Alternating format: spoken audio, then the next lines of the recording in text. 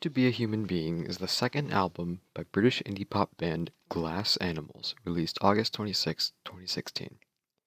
Glass Animals are known for their distinct percussion and surreal soundscapes. Their style is often described as airy and takes a lot of influence from field recordings taken in rainforests, utilizing sound effects such as bird calls and elephant noises and percussive influence from tribal music. One of the strongest aspects of How to Be a Human Being is the band's ability to create an atmosphere. Tone and mood is extremely consistent, and it's very enjoyable to listen to an album where the band has found a style and stuck with it, making an extremely cohesive work of art. Though perhaps too cohesive, there's little to no experimentation to be found here. Another thing that subtracts from the variety here is the lack of memorable melodies. It seems to me that rather than being a truly tribal-inspired album, this is a pop album that utilizes tribal-inspired instruments. This makes for a rather shallow listening experience. I was going to attempt to address each track on this album individually, but I quickly realized that that would be a mostly pointless endeavor, as many of the tracks on How to Be a Human Being do little to distinguish themselves from each other.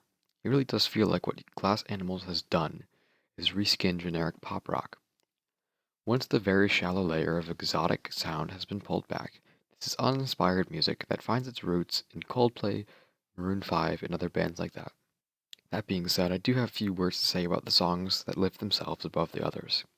The vocals on this record are one of the biggest disappointments. I can't exactly tell if this is due to the delivery or just the way the singer's voice sounds. They sound largely the same on every song and are one of the blander aspects of the album, which is especially detrimental considering the exotic atmosphere that Glass Animals are aiming for here. However, there are some tracks where the vocals complement the music nicely. I heard from a couple of different sources that this is a concept album. And after looking a little bit deeper than I usually would into an album of this genre, I discovered that there is definitely a concept here. Each song is about characters that the band has invented or met. It doesn't go much deeper than that. This is clearly the sort of album where lyrics took a backseat to the music, and the lyrical quality definitely takes a hit. However, this is hardly a problem, because the lyrics are rarely the focus of the song due to the album's delivery and mixing. The track that stood out most to me is Mama's Gun. This track has a great melody, and the flute that begins the song really gives it a good start. The atmosphere is adventurous, and this is one of the only tracks where I think the vocals don't fall flat. Glass Animal's vocal delivery is very laid back and chill across the board, but other than on Poplar Street, this is the only song whose instrumentation complements that. The next song I really enjoyed was Poplar Street. The instrumentation here is really nice, and the guitar was a great touch that I think several other tracks could have benefited from as well, but Glass Animals decided not to utilize much guitar on this album. Other than that, most of the songs on this record simply blur together. The Other Side of Paradise is, however, a very nice song as well, and I really like its more glitchy, dance-inspired beat. Despite all of the flaws this album has that I've just pointed out, I really enjoyed listening to this quite a bit, and I would definitely recommend it to anyone who is looking for some well-made indie pop. The reason I've been so harsh on this, despite the fact that I like it, is because I think Glass Animals rely too much on a formula that definitely works for 2 or 3 songs in a row, but gets boring and old and makes songs blur together if you try to build an entire album with this very simple formula. And though it's very simple, it's also great fun to listen to.